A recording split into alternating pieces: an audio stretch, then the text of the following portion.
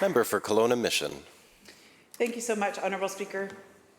Recently, I was approached at an event by a woman who had just been elected to a political role during this last municipal election. She wanted to know what it was like to be a woman in politics and how I found it. Well, as many political conversations do, our conversation went to Twitter, and her demeanor absolutely sank as she spoke. "They're so vicious on there," she said. I didn't have the heart to tell her that it gets worse, and that it is almost always worse for women in politics. Our conversation went to the recent leadership race and the disqualification of Anjali Appadurai. I told her that while I don't know the details, I was sad about the outcome of disqualification. It was a step backwards for women in politics, a step backwards for all young women of color that finally saw someone like themselves on the stage of a significant provincial leadership election. She noted how many people were smearing Anjali's reputation on social media. And I told her, while shaking my head, it's tough for women in politics. I went on to mention other women's stories, Premier Clark, Jody Wilson-Raybould, Chrystia Freeland, and so on.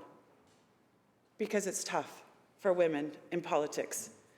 My own story belies some of those difficulties. Now, don't get me wrong, I got off to a great start.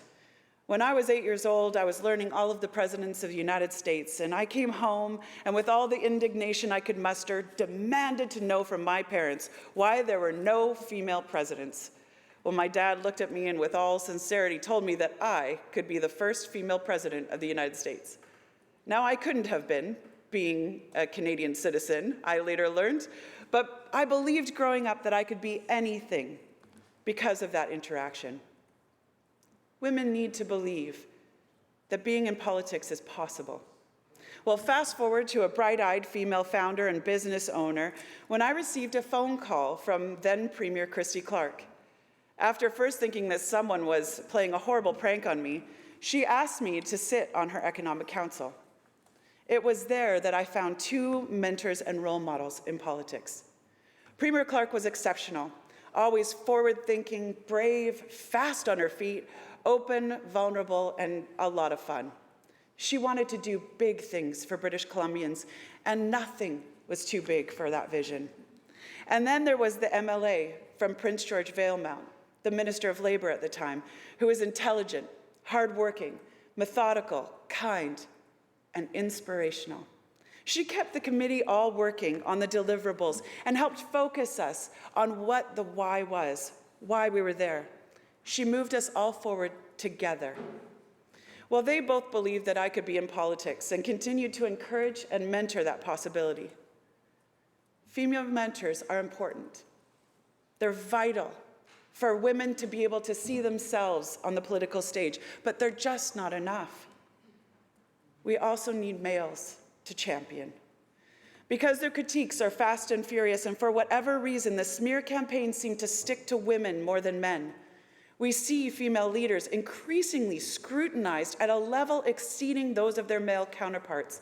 And you cannot help but ask why. Well, there's this acceptance by the public that negativity and vitriol are okay and should be accepted. Well, I've experienced the smear campaigns, media making judgments about me without ever speaking to me, comments about my appearance or my hair, or about my gender invalidating my aspirations. And those are only the ones that I can actually mention aloud in this House.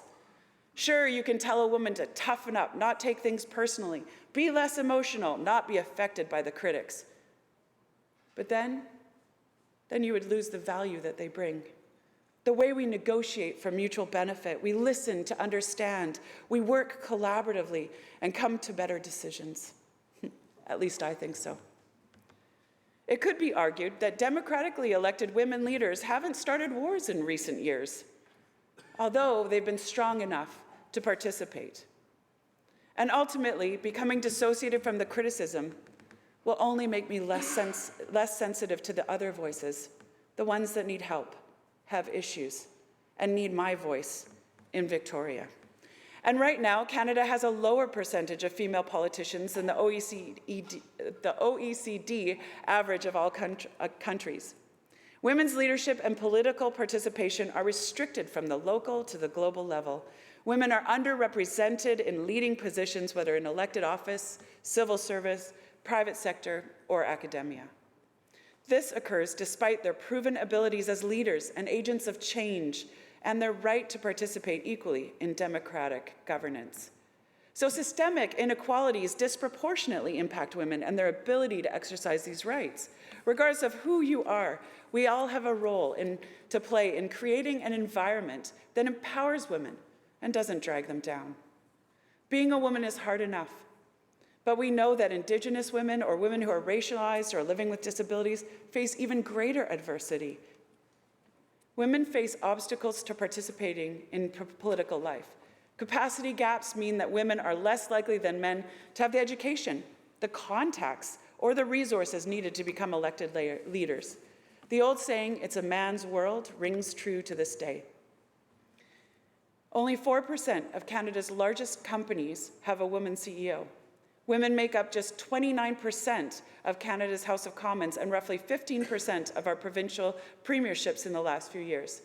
Clearly, not the best representation of our population.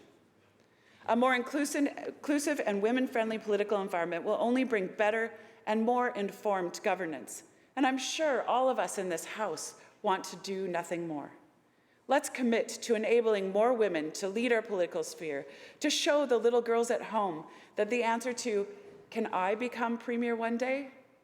is a yes. And let's build a society where leading British Columbians as a woman is just as challenging as it would be for a man, no more, no less.